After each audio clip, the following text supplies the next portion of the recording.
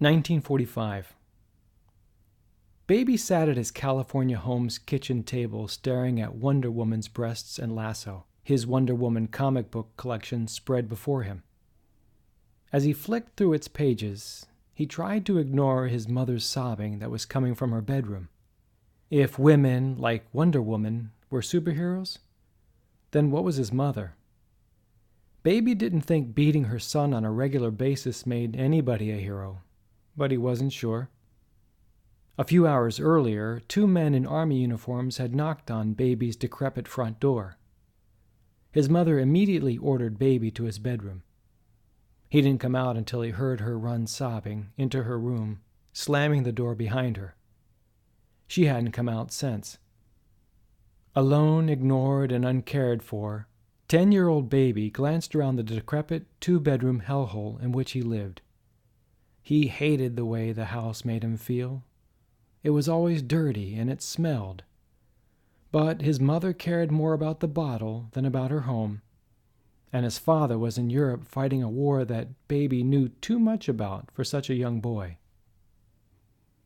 Annoyed with his life, his home, and his mother, Baby ran out, slamming the door and grabbing his bike. Halfway down the dirt road connecting his house to town, Baby found his 5 friends with their bicycles waiting for him. Approaching, he heard his friend Petey, the group's self-proclaimed leader, bragging about the news that he heard earlier on the radio. It wasn't lost on any of the boys that their parents thought them too young to know anything about the war overseas. And they said Jews are being gassed. They're actually killing these people. Children, too, Petey was saying. "Hey, Frank," Petey yelled as Baby appeared. Frank was his real name, the one on his birth certificate, and the one he preferred to give his friends. But his family always called him Baby. He wasn't sure why. "Hey, guys," Baby said. Everybody in the group waved and made room for Baby in their circle. "Hey, your dad is over fighting the war on Hitler, right?" Petey asked. "Yeah, Petey. He's been over there for a few months." "Have you heard from him? Has he said anything about how they're gassing all those Jewish people? I heard that they're ripping them from their homes and sending them to live in camps." Had Baby heard from his father? He figured he had after the way his mother acted this morning. He figured it wasn't good news, but he didn't want to share that with his friends.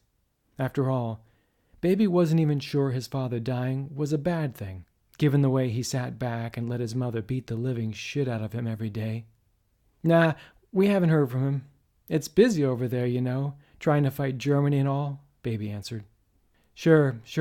If you hear anything, though, the Nazis are shipping these people to camps in cattle trains," Petey said. Baby thought Petey's fascination with the war against the Jews over in Europe was a little strange, but Petey was a rather strange kid. Luckily, the conversation about the war seemed to wane, and the group of boys decided they had better things to do.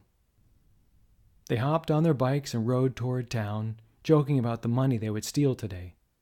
Petey wanted to try to buy beer with the cash he was sure he could grab, but Baby liked the thrill of taking the money from purses. Usually, when women were shopping, they would leave their handbags in the shopping carts and turn their backs. The boys swiped the Broman pocketbooks without anybody noticing. They mostly spent the stolen money on comic books, gum, and junk food. But today, Petey said he wanted to try to buy alcohol from a guy who he thought would sell it to them. Baby wasn't sure Pete knew what he was talking about, but he was the one who came up with the idea to steal the cash, so usually Baby shrugged and went along with whatever Pete said. It was when Baby grabbed a tan and green wallet from a rich woman's purse that a police officer slapped him on the shoulder. "Drop the wallet, son." "Oh, hell," Baby thought. "If Mom finds out I've done this, I won't survive the night." Baby knew his mother was waiting for the day she could kill him. He figured that day was about to arrive soon, what with his father probably being dead and all. When Baby turned around to face the cop, the officer pulled back as he noticed Baby's bruised face, his ripped shirt, and his pants with holes in them. The officer's face softened, and he sighed. "We're going to have to take you downtown, son." and Baby never went back to his mother's house again.